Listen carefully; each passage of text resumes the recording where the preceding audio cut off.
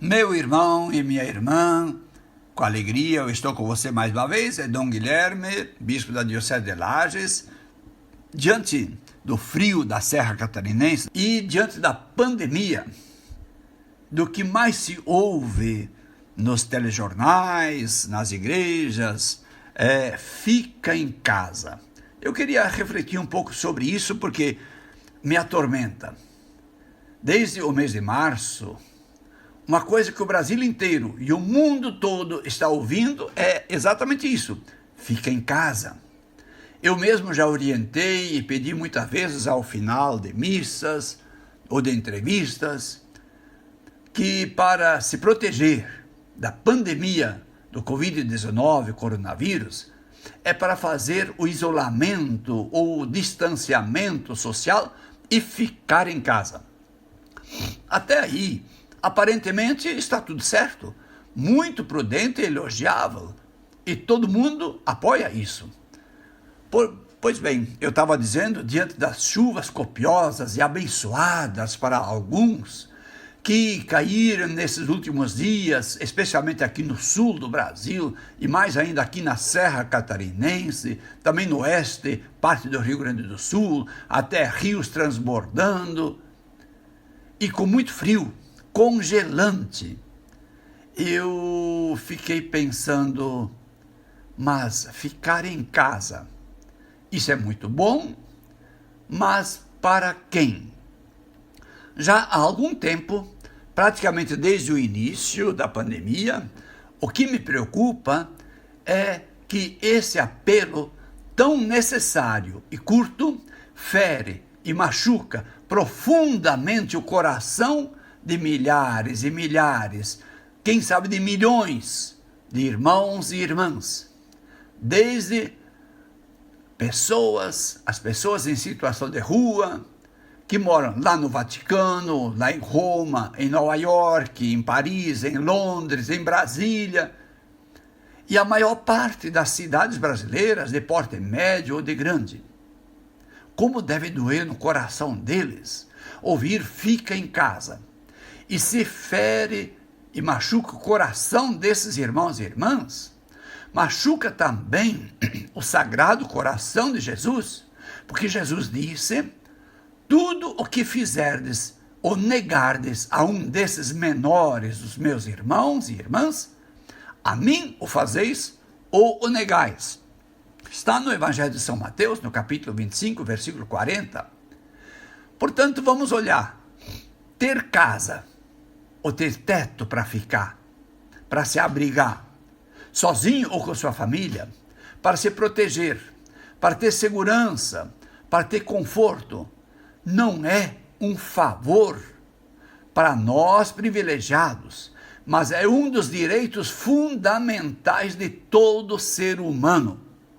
Infelizmente, o que vemos no Brasil e até em países riquíssimos do primeiro mundo, embora esses procuram esconder essa vergonha e chaga social, é o crescente número de moradores e moradoras em situação de rua.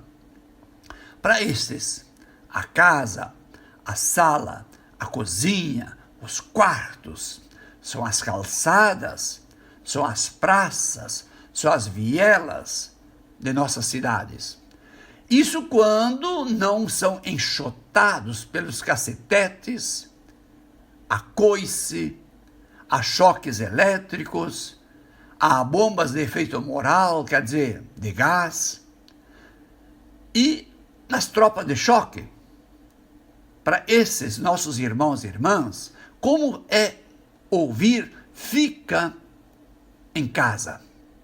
Se o teto são as estrelas ou as nuvens carregadas de chuva, ameaçadoras de frio, se são as pontes ou as marquises, ou então o sol inclemente a lhes cozinhar os miolos.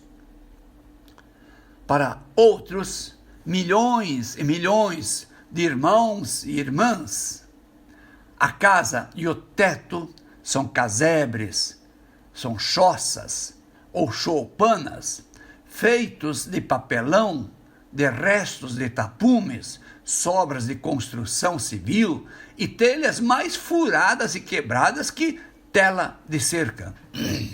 São tão pequenos e baixos essas choupanas, essas casinhas, que num espaço de 3 ou 4 metros quadrados é simultaneamente sala, cozinha, banheiro, quarto de dormir, para abrigar homens e mulheres, pais, avós, filhos e netos, amontoados, literalmente, mais que frangos em galinheiros, que gado nos estábulos ou porcos em pocilgas e chiqueiros. Como deve doer no coração desses pais ou responsáveis o apelo que é feito na televisão, no rádio, nas igrejas: proteja-se, proteja a tua família, fique em casa. Como deve doer. Mas como isto deve também doer no coração daquele ou daquela criança que nasceu em coxo de alimentar animais na pobre e fria gruta de Belém. Que casa é para ficar para quem não tem casa?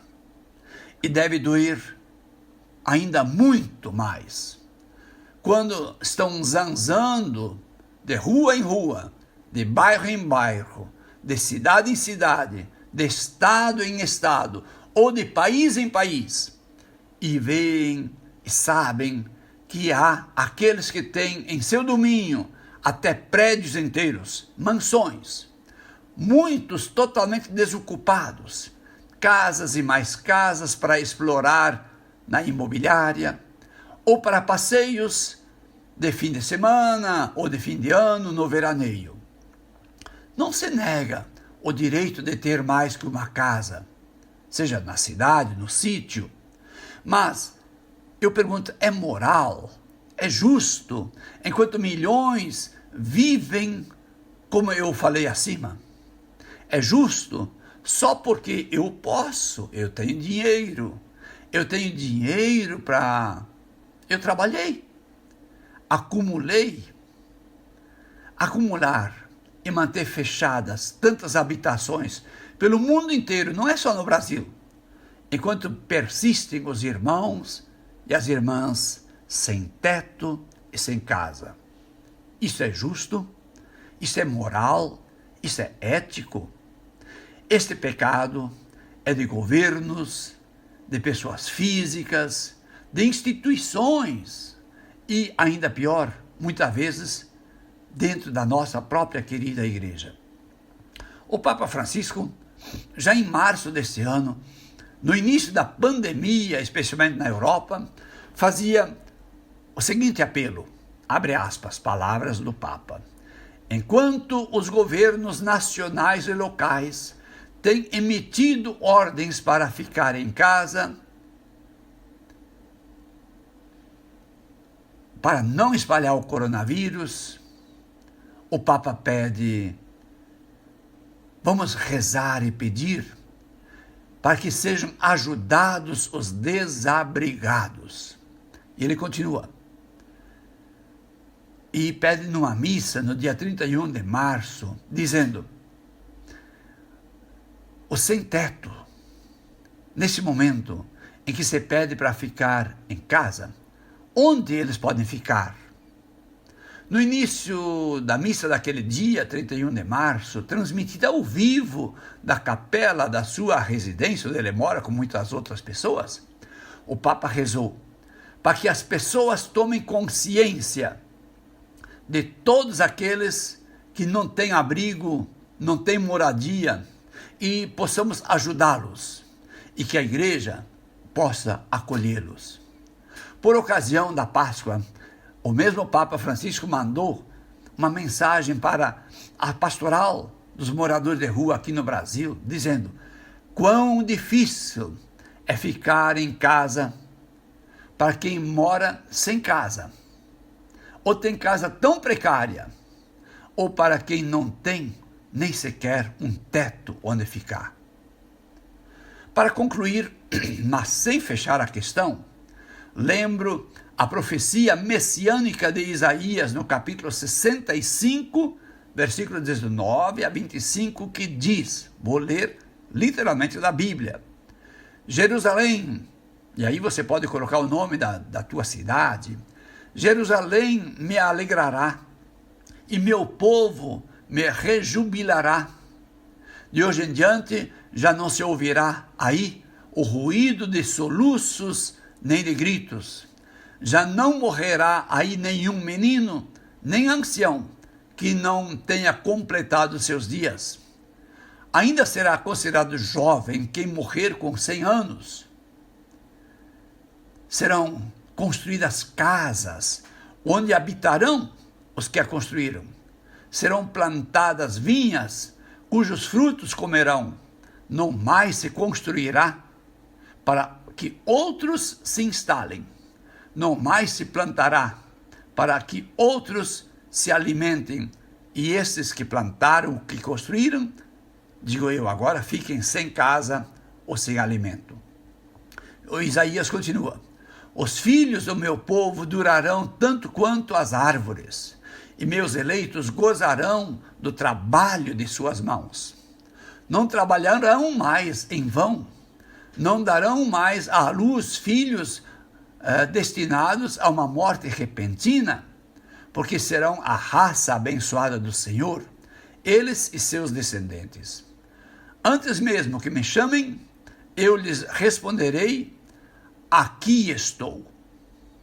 Até o lobo e o cordeiro passarão juntos, o leão vai comer junto com o boi, e se alimentará de palha, e a serpente comerá a terra. Nenhum mal, nenhuma desordem será cometida em todo o meu monte santo, diz o Senhor. Dito isto, como podem cristãos e cristãs de plantão, confortavelmente instalados em sua burguesia e sempre posicionados desde o tempo do Brasil colônia, ao lado dos engenheiros das plantações, ou da era do açúcar na época, ou da Casa Grande, dizer que é comunista, ou é de ideologia de esquerda, uma igreja, ou um padre, um irmão, uma irmã, um leigo, uma leiga, ou mesmo um bispo, ou grupo de bispos, que escancaram essa dura realidade de nosso país e do mundo. Lembro, para concluir, a Balada da Caridade, que é uma canção já muito antiga, lá da década de 60, 1960 e poucos, que dizia: para mim, a chuva no telhado é cantiga de ninar, mas o pobre, meu irmão, para ele a chuva é fria, vai entrando em seu barraco e faz lama pelo chão. Como posso ter sono sossegado, se no dia que passou, os meus braços eu cruzei? Como posso ser feliz, se ao pobre meu irmão eu fechei meu coração, meu amor eu recusei? Para mim, o vento que assovia é noturna melodia, mas o pobre meu irmão ouve o vento angustiado, pois o vento, esse malvado, lhe desmancha o barracão. Deus, desperte em nós o verdadeiro evangelho, a verdadeira fé, o verdadeiro cristianismo. E a todos a bênção de Deus, Pai, Filho e Espírito Santo. Amém.